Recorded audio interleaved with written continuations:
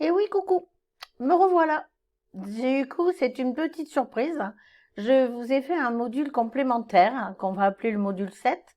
Et ce module, je souhaitais vous parler des trois prestations possibles en télétravail. Donc, il y en a trois. Le secrétariat, la retranscription et la permanence téléphonique. Pour ma part, j'ai commencé par le secrétariat sur site, puis à distance. J'ai aussi fait de la retranscription et je fais actuellement de la permanence téléphonique. J'ai décidé de choisir plutôt la permanence téléphonique. Mais j'avoue que je fais aussi encore et toujours de la retranscription de temps en temps et que je fais encore du secrétariat à distance et sur site.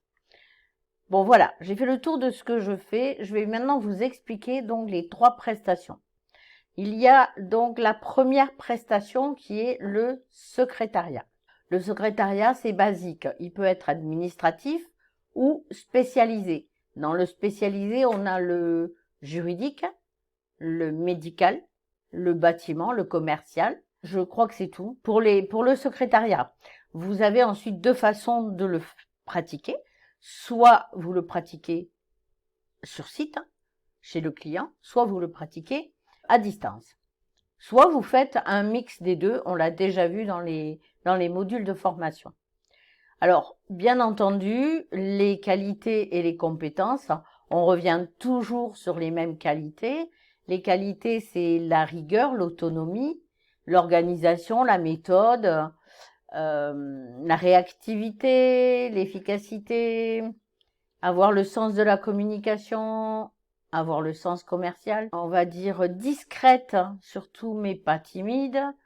En fait, on va reprendre toutes les qualités que l'on a vues précédemment, que l'on soit polyvalente, qu'on comprenne rapidement. Et alors surtout, ayez une bonne orthographe et une syntaxe irréprochable. Ça, c'est la première des qualités et des compétences d'une secrétaire. Après, si vous avez une adaptation rapide, que vous soyez sociale, sympathique, empathique, souriante, voilà. Bon, les qualités, j'en ai assez donné. Mais ça, c'est valable dans toutes les prestations possibles en secrétariat, en retranscription. On vous verra moins en retranscription. Et en permanence téléphonique, votre sourire s'entendra au téléphone. Il y a surtout vos compétences, hein. Alors les compétences, on va y revenir. C'est une bonne organisation. On va tout planifier, on va organiser. On va essayer d'être à l'aise dans la rédaction et l'expression orale, hein. Et après, il faut savoir accueillir, savoir gérer, savoir gérer le stress de tout le monde, parce que quelquefois, vous allez vous trouver à gérer le stress du client, le stress du patient, etc. Le stress de votre client, le stress de son client, et vous êtes au milieu, vous faites la balance. Il faut aussi que vous maîtrisiez quand même un minimum les outils informatiques, hein, et puis que vous sachiez vous servir d'un photocopieur, d'un fax, d'un scanner, etc. Pour la secrétaire juridique, il vaudra mieux connaître les procédures, hein, le vocabulaire juridique, hein, les logiciels spécifiques, hein, l'utilisation d'une messagerie spécifique entre avocats. Pour la secrétaire médicale, bien, on va repartir sur les connaissances de l'anatomie, le vocabulaire médical et les différentes spécialités médicales.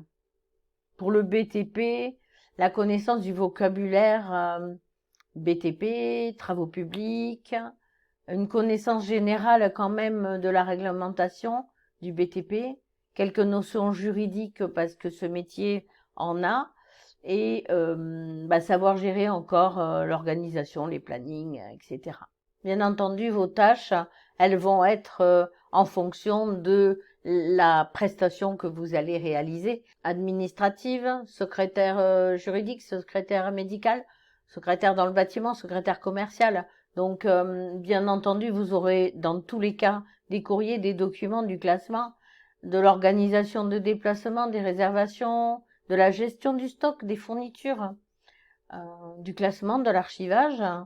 Après, dans les secrétaires juridiques, vous aurez évidemment tous les travaux de secrétariat de la secrétaire administrative, plus la gestion, le suivi des dossiers, la gestion des audiences, la retranscription des conclusions des audiences, des courriers, l'organisation, le montage des dossiers.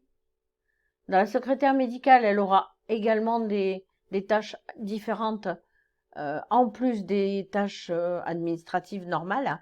Elle aura l'assistanat du médecin, elle aura la retranscription de comptes rendus médicaux, d'expertise, la gestion du patient, la gestion du stress du patient, l'accompagnement du patient. Dans le BTP, pareil, on va reprendre toutes les activités de la secrétaire administrative et puis on va mettre l'organisation, la gestion, le planning des chantiers, les appels d'offres. Voilà. Bon, en fait, je vais pas vous détailler. Je l'ai fait par écrit, je vais vous le donner.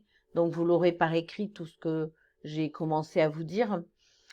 Mais vous pouvez travailler dans tous les secteurs du privé, dans tous les secteurs juridiques, avocat, notaire, huissier, immobilier, assurance. Dans le médical, vous pouvez faire les médecins, les spécialistes, les professions paramédicales, le BTP, y compris les géomètres et les architectes. Outils, eh bien, tout ce qui est outils de la bureautique, logiciels spécifiques de chaque activité et spécificité. Savoir vous servir d'une imprimante, d'un standard, d'un scanner. Pour la facturation, quand vous êtes indépendante, la facturation, donc quand vous êtes sur site, eh ben c'est le taux horaire, pas de souci.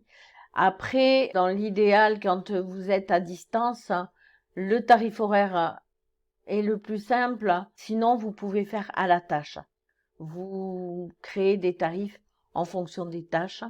Vous voyez combien de temps il vous faut pour faire une tâche et vous le spécifiez. Voilà ce que je voulais vous dire pour la prestation de secrétariat. On va passer à la prestation de retranscription